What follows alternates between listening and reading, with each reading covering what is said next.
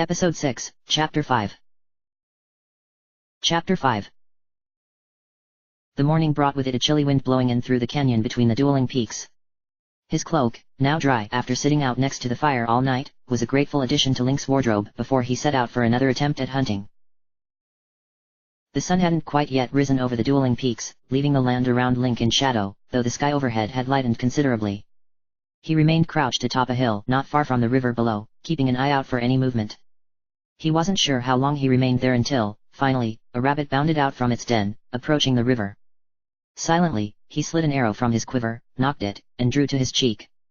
Exhaling slowly, Link watched the rabbit, waiting. It paused, sniffing the air. He loosed, sending the arrow flying through the air, directly towards the rabbit. Overhead, an eagle cried, the rabbit darted. The arrow sunk into the soft ground, exactly where the rabbit had been a split second before. Link exhaled heavily, lowering his head. His shot had been perfect. Scowling up at the flying eagle overhead, Link seriously considered taking a shot at it, before going to retrieve his arrow. It appeared that he would have a breakfast of apples again this morning. As he retrieved his arrow, he glanced towards the river and spotted a fish swimming lazily in the water near the shore. He considered this for a moment and then smiled. Later, as he roasted the green vase that he had caught in the river over a fire, he decided that the stasis rune, really, probably gave him an unfair advantage in hunting.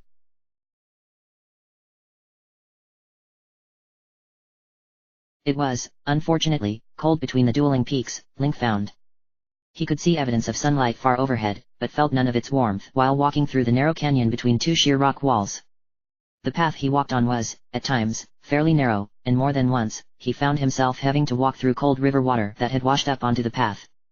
At least he had a full belly, he reflected. That had certainly done much to improve his mood. The sun was still high in the sky when the canyon walls began to widen and Link stepped into warm sunlight.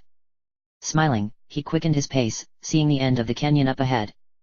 As he neared the end of the dueling peaks, he saw something that made his head skip a beat. A large structure with a strange... What was that? A horse head? It appeared to be a building with a large wooden horse head attached to its roof. It wasn't just the sight of the strange horse-themed building that made Link stop short, however. No, he supposed that it was, first, the fact that the building, with its colorful fabrics and a large pasture fence behind it, was fully intact that caused him to grow excited. And, secondly, it was the sight of people. He looked through his Sheikah slate just to make sure this wasn't some other elaborate bokoblin camp, but no. He saw people milling about this strange structure.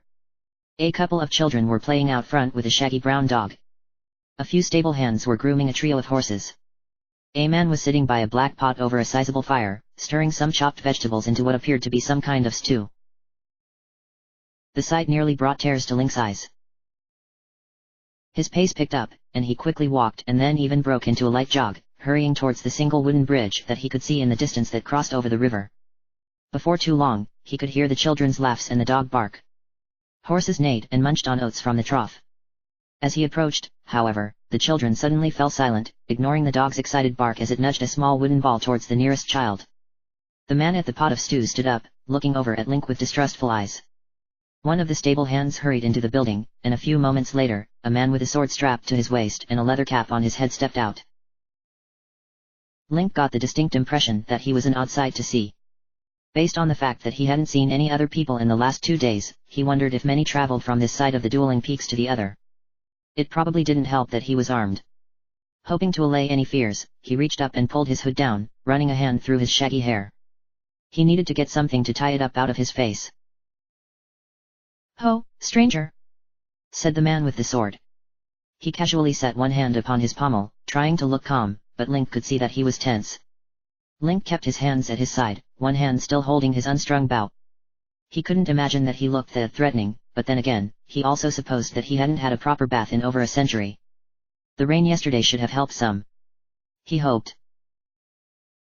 "That's probably far enough," said the man as Link approached to within 10 feet. "Where are you from? Haven't seen many new travelers in a while. Especially not from beyond the peaks. Was pretty sure I knew all the merchants that traveled that route, and sides, you don't look much like a merchant, do you?" Link found himself not quite knowing how to respond to that. What lie could he give? "I'm traveling from out west. I'm on my way to Kakariko village to see." "Out west, hey? What are you, Gerudo? You look pretty pale, kind of short. Are you a Gerudo? Link stammered a bit. Gerudo? Pale? Short?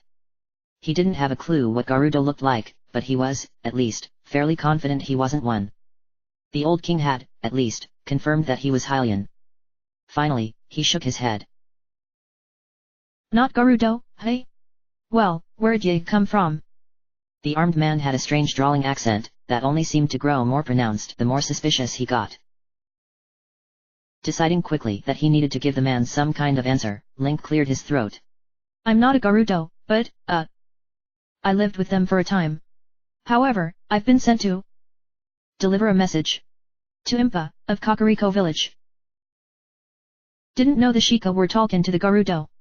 Of course, never know what those Sheikah are up to. Bunch of mystics, they are. Saw one of them disappear in a puff of smoke once, I did. You ever seen something like that? No, I haven't. You travelin' alone, then? Don't see that too often. The man's hand still rested comfortably on the pommel of his sword, but something seemed off about his stance. He was nervous, to be sure, but Link found himself wondering if the man had ever truly even had any sword training. Of course, reflectively, Link reminded himself that he certainly didn't remember ever getting any training in the sword. Well, yes, You see any of those bokoblins out there? Said the man, mispronouncing bokoblins in his strange drawl. Here they've been causing some travelers problems on the road lately. Actually, yes, I came across a couple of. Don't look like you've seen too much fightin' to me. Are you sure you? Rosso, leave the boy alone. Said a new voice. Both Link and the man named Rosso turned to see a tall woman emerging from the building, her red hair in multiple tight braids and tied back. She wasn't only tall, but larger and rather more imposing than Rosso for that matter. She had on a simple black dress, but wore a very elaborate purple and blue shawl over it. She had a golden hoop earring in each ear and several golden bangles on her wrists. Telma, now you leave me well alone. You know that it's my job to keep an eye out for any unsavory folk coming round here. Said the old man, spluttering a little bit. And you're doing a fine job of it, the woman, Telma, said, smirking a little. She glanced at Link and winked before looking back at Rosso. Now why don't you go on and make sure the road to the fort is clear? I don't like how brave those bokoblins and Blatchery plains have been getting lately. ARan told me he's expecting a shipment of new dyes from Hoteno to arrive today, and I'm hoping to pick some up before I make my way up to Zora's domain next week.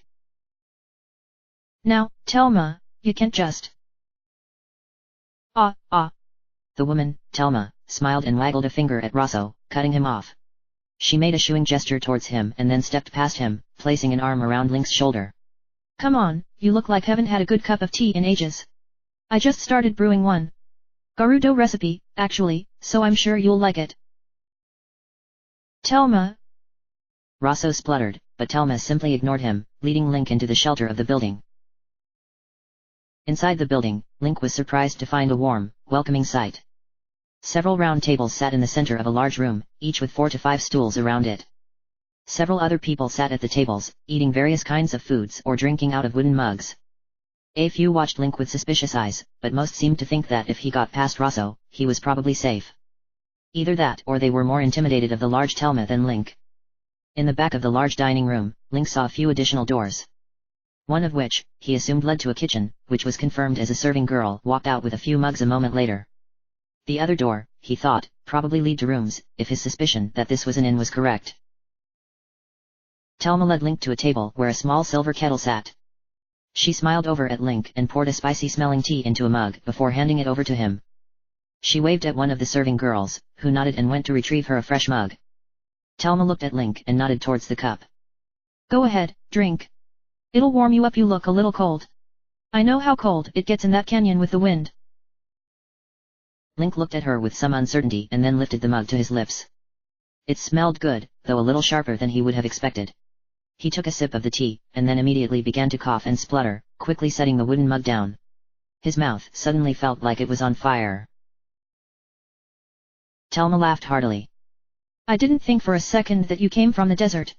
She reached over, taking the mug in her hands and lifting it to her lips. She took a long gulp of it and then lowered the mug, smacking her lips. Nothing like a good, strong Gerudo fire brew tea to wake you up in the morning. Link coughed again and shook his head, still unable to speak. Finally, when he was able to speak, he cleared his throat. What? What did you put in there?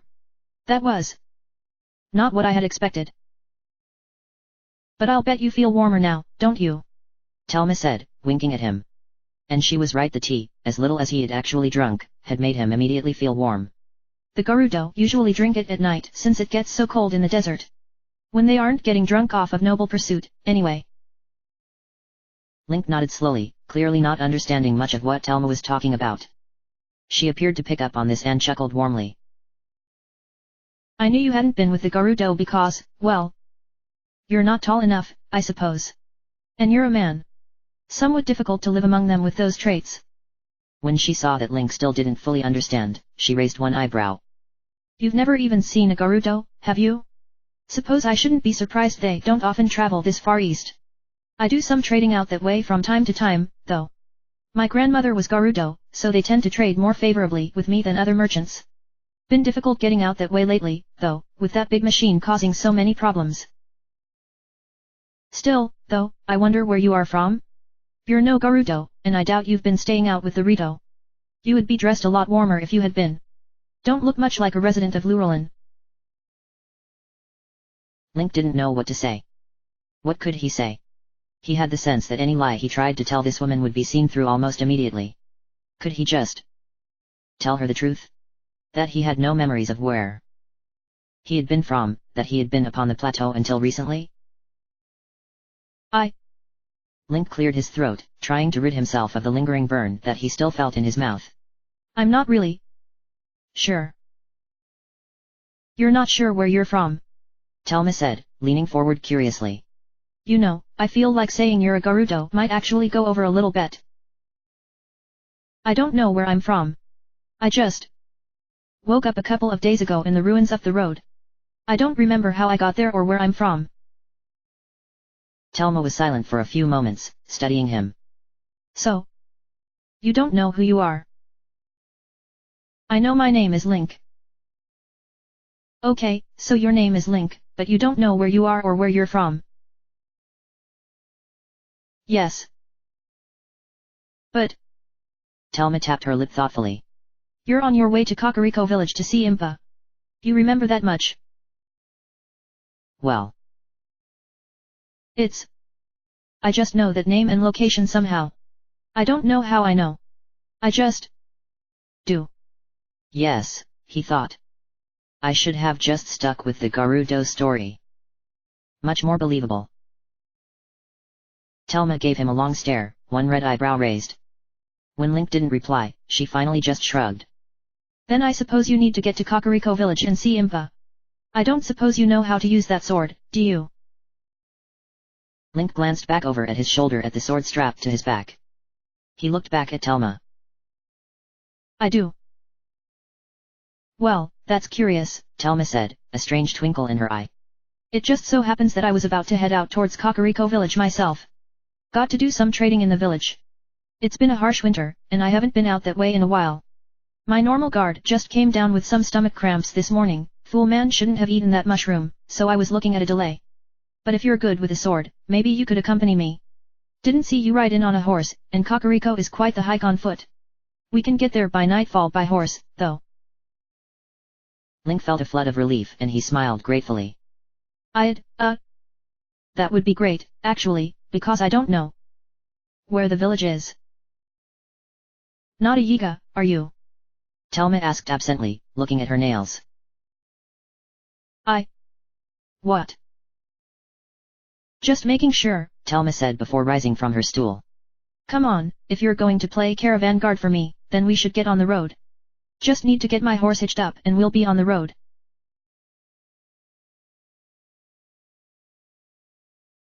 Within the hour, they were on the road. Link and Telma sat at the front of a covered wagon, which rattled along as it wended its way north away from the Dueling Peaks stable, as Link found out the strange horse-headed building was called.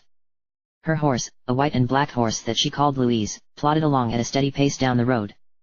Glancing back, Link could see that her cart was piled high with wooden boxes of various shapes and sizes. So you're a merchant, Link said, finally. Telma glanced over at him, smiling.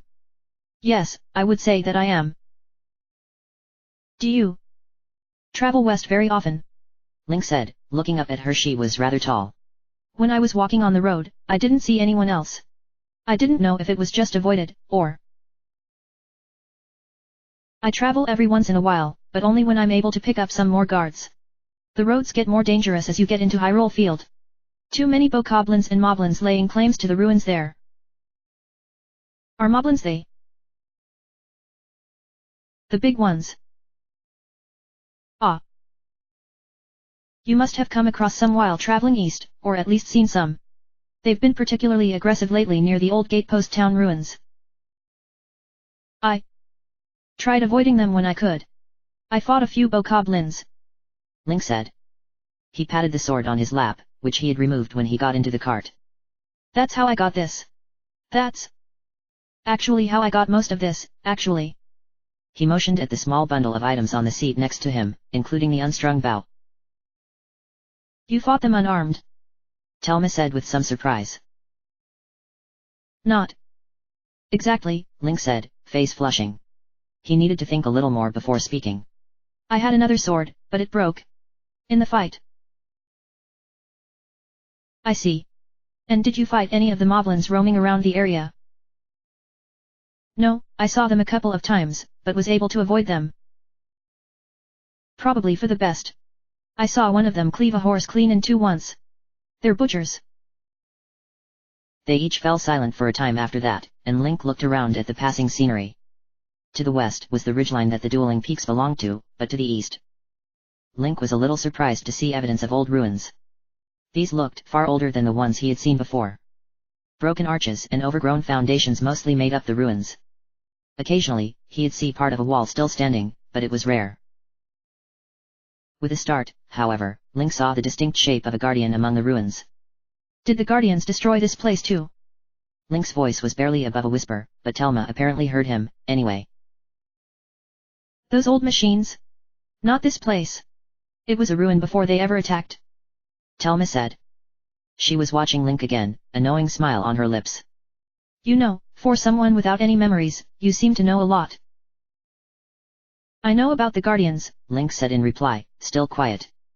Was it going to be like this everywhere he went? Ruined lives and broken down machines? Link didn't elaborate any further, and Telma did not push the issue. For a time, they rode in mostly silence. Telma would occasionally make comments about a particular landmark, but Link kept mostly to himself, replying only when he absolutely had to. He could remove the image of the Guardian in the field from his mind. How many people died when the Guardians attacked? This was once a kingdom, right? Why was it that the only people he had seen were a handful of travelers in a way station? Why couldn't they get enough of a fighting force to keep the roads safe? Link traveled for 2 days without incident. Surely it wouldn't take much to patrol those roads, would it? He had fought several bokoblins, even several at a time, without suffering more than a scratch on his arm. They didn't seem that smart or adept at combat. A small squad could surely clear out the camps nearest the road's end. This isn't good, Telma said, and Link looked up quickly, his senses suddenly sharp. In the road ahead, he spotted a downed tree, which perfectly blocked their path forward. There might be room to go around it, but... He spotted the bokoblin hiding behind the tree just in time. He pushed Telma to the side, just as an arrow whizzed by, sticking into a box in the wagon behind them. Telma cursed and Link grabbed his bow, stringing it with practiced fingers. Another arrow landed nearby, this one sticking into the wood of the bench they sat on. He looked at Telma. Keep going, he said, his voice hard. He stood in the wagon, knocked an arrow, and drew, finding his first target. The bokoblin behind the tree was peeking out again, taking aim. Link loosed and his arrow flew true, striking the bokoblin in the center of its chest. Another arrow flew by and Link quickly knocked another arrow, turning to see another bokoblin that was perched on half of an ancient arch. Link took careful aim, but a bump in the road caused his aim to go wide, the arrow sailing harmlessly past the bokoblin. The bokoblin seemed startled, nonetheless, and grabbed a horn from his belt. Oh no! Telma said next to Link. The bokoblin blew into the horn an angry, loud sound that sent a shiver down Link's spine. The next thing Link heard was the pounding of hooves. Ahead, from around a large rocky hill, 2 bokoblins rode out on horses. One bokoblin was red and wielding a spear, while the other was blue and wielded a wicked-looking club with a large spike on its end. The blue bokoblin, in particular, looked dangerous. It looked like a mass of scars all over and was missing one of its ears. It seemed that, in retribution for whatever took its ear in the past, though, that it had taken to collecting ears in a crude necklace that it wore around its neck. Some of those ears looked Hylian. Telma cursed again, sounding truly scared now. There aren't supposed to be any roaming bands in this area. They must have just moved into the area in the winter. Link exhaled slowly and took aim again at the archer atop the arch. At least take out the archer first, then focus on the mounted enemies. This one struck home, catching the bokoblin in the eye and causing it to topple backwards. Satisfied, Link tried to turn his bow on the mounted bokoblins, but they were moving too quickly, and rode past the cart in a wide arc, preparing to come back around from behind. He dropped his bow and grabbed his sword and shield. Quickly strapping the shield to his arm, he held the sword at the ready. The bokoblin wielding the spear came first, on Telma's side. Telma yelled something that Link didn't hear, and he quickly clambered over her, just barely getting his shield up in time to block the spear from skewering Telma where she sat. Link tried to right himself in the seat to get better leverage, but the bokoblin stabbed out again, and, again, he had to block it with his shield, which suddenly splintered. A crack appeared in its center. The next spear thrust might just go through his shield, he knew. So, when the bokoblin next thrust his spear, Link swung his shield arm wide, batting the spear to the side and nearly unseating the bokoblin in the process. The horse and bokoblin pulled away, which prevented Link from following through on this success, unfortunately. Link, the horse. Link whirled around and immediately spotted the reason for Telma's panicked yell. The blue bokoblin had apparently decided the best way to stop them in their tracks was to attack the horse pulling the cart. After all, it already had a horse. What did it need with a new horse when the real prize were the items in the cart? It had already pulled up alongside the horse and raised its spiked club to end the poor horse's life. Link swore and, seeing absolutely nothing else to do, held his sword high into the air and threw it at the bokoblin. It spun through the air and, miraculously, hit the bokoblin's club with enough force to knock it out of the bokoblin's hand. The bokoblin yelped in surprise and looked around at Link with a furious expression. It turned its horse around, presumably to retrieve its fallen weapon, but Link didn't have much time to decide his next move, as the spear-wielding bokoblin reappeared behind him. Its delighted cackle to catch its foe with his back turned was the only thing that saved Link's life. He whirled just in time to catch the spear with his shield again, only this time, like he had feared, the spear split the shield in two and its point stabbed deep into Link's forearm. Link yelled in pain, ripping his arm free, and when the bokoblin stabbed towards him again, he grabbed the spear by its haft, stopping it mere inches from his chest. He felt splinters from the rough wood stab into his hands as he did so. Link was quite surprised that it worked, as was the bokoblin, who looked completely taken aback. A moment later, it tried to yank the spear free, but Link held tightly to it, trying to wrench it from the creature's grasp. Finally, with one final yank, Link pulled the spear free and then immediately slammed the butt of it into the bokoblin's face. It howled in pain and toppled over backwards. Before it could pull away, Link caught the horse's reins with the haft of the spear, and managed to pull the horse closer to the cart. Link carefully transferred from the cart to the saddle of the horse, holding the spear with one hand. Once in the saddle, Link used his knees to steer the horse. Amazingly, the horse responded to this method of control, and it made a wide turn at a trot. As Link looped around, he saw that the cart had slowed to a near stop as Telma tried to steer around the fallen log. Had all of that happened in such a short period of time? Unfortunately, he also saw that the blue bokoblin had retrieved his club and rode towards the cart, club raised. Link urged his horse on, sending it into a gallop. Carefully, he positioned his spear. He wasn't wearing the proper gear for jesting, so, if he wasn't careful, he was just as likely to knock himself off his horse than the bokoblin. On the plus side, the bokoblin was wearing next to no gear. The blue bokoblin reached Telma's horse and made a triumphant sound as it raised its club, ready to plunge its spike into the horse's neck. It hesitated, though, as it noticed that Link was not in the cart with Telma. Ya! Link yelled as he galloped towards the bokoblin.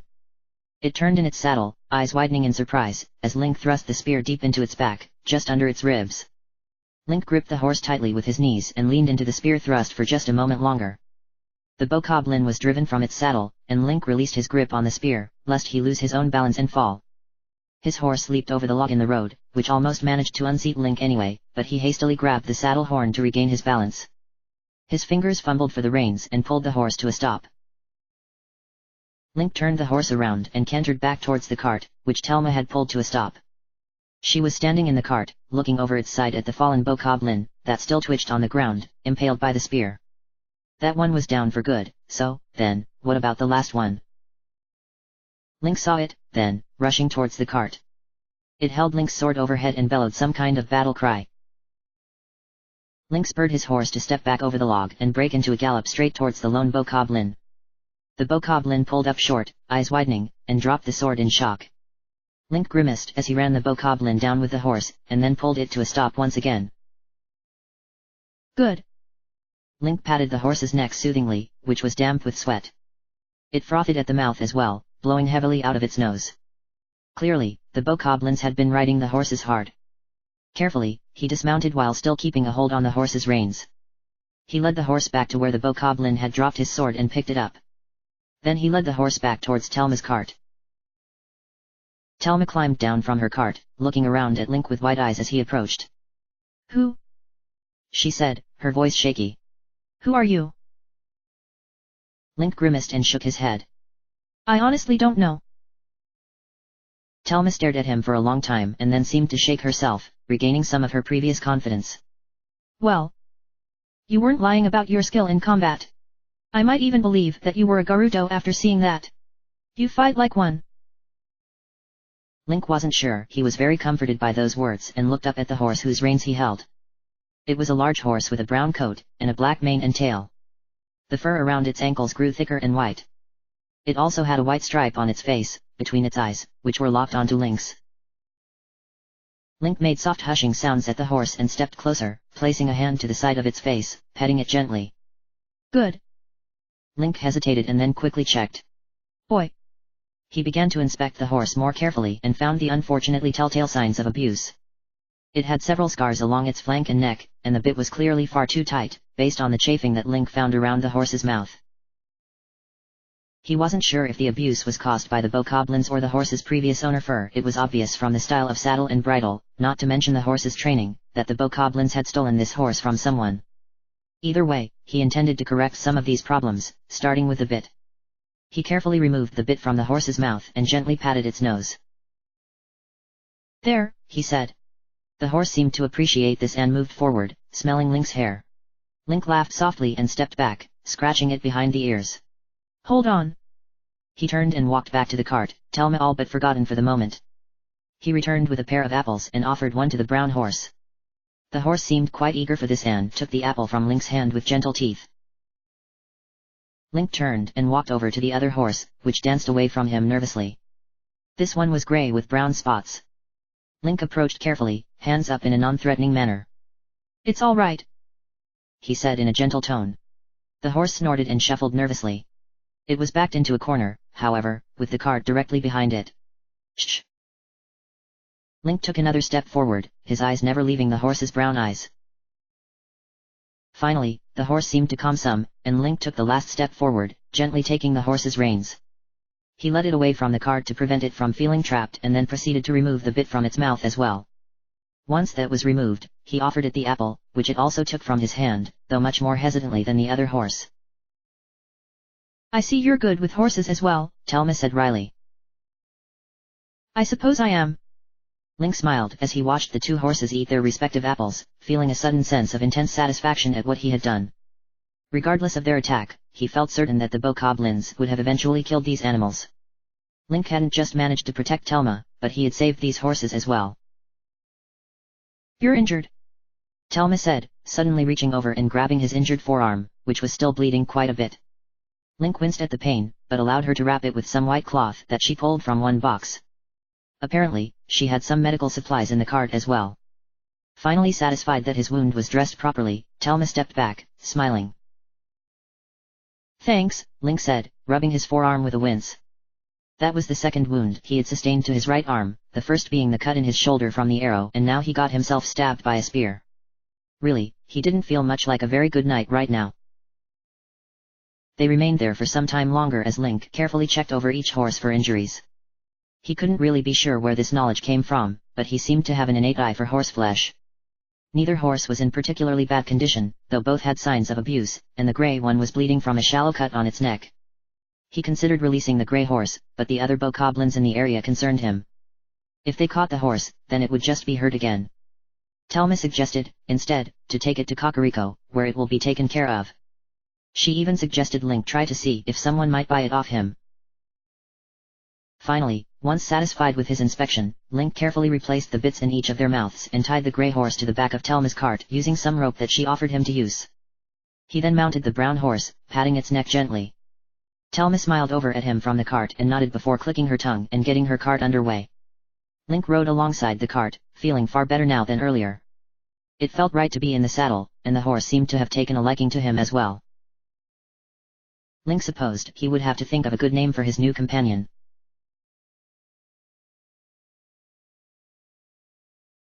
They arrived in Kakariko village shortly after the sun had set over the western horizon. They had traveled most of the rest of the day through a pass that winded through the hills around north of the Dueling Peaks stable. He and Telma both rode in relative silence, he on his horse, which he named Spirit, and her in her cart. As the sky darkened overhead, Telma had lit a lantern that she hung off the front of her cart, which provided enough light to illuminate the rock walls around them. He knew that they were nearing the village when he began to see the same eye symbol as the one on his Sheikah slate featured prominently on large wooden arches that they passed under. Finally, after rounding a final bend in the road, Kakariko village came into view. The village was located in a fairly lush valley, and it had been split into multiple tiers. The uppermost tiers contained a great deal of farmland, where Link spotted several farmers still out working their farms by the light of large paper lanterns and the large full moon rising over the hills to the east. The spring planting season seemed to be in full swing, and Link saw many men, women, and children in the fields. They all wore similar white and red clothing, and many of them had on strange curved hats. The buildings in the village were all made of wood with thatched roofs that were fashioned into domes and arches, rather than peaked corners. Most of the roofs also had large, bowed pieces of wood that Link assumed helped form the roof's structure. Most of the buildings in the village followed this style of construction, except for one large one at the very bottom tier. This final building was situated on a small peninsula around a small lake that several waterfalls fed. It had at least 3 stories, and featured a roof made of much sharper angles than the others. Link immediately knew that was his ultimate destination. He would find Impa there. As they made their way down the winding path, Link noticed multiple villagers, mostly consisting of several children, falling into line behind Telma's cart. Other villagers called out to Telma in greeting or asking if she had certain items, and she replied in warm, boisterous tones. It was clear that she was a welcome sight to see. He recalled what she had said about the harsh winter and wondered if she was the first merchant to make their way to the village in the spring. He imagined that winter would result in the village growing extremely isolated. "Hey, Telma, who is your new guard?" One villager, a middle-aged woman with white hair, said. "I like him, he's pretty." This startled Link, and he looked around quickly, feeling his face flush. That's when he noticed a group of women, all young-looking, perhaps in their late teens or early 20s, looking at him and talking amongst themselves in hushed tones. They all had similar white or grey hair, perhaps that was just a trait of the Sheikah. One of them waved at him. Link decided to keep his eyes forward after that. As they rode through the village, he did notice a few villagers with black hair, but the vast majority of them had the same grey-white. Many of them had styled their hair in top knots. They finally pulled to a stop at the bottom tier, in what appeared to be a town square of sorts. The large house surrounded by waterfalls sat directly next to them, and Link noticed that, opposite the house was a shrine containing another one of the goddess statues that he first saw in the Temple of Time.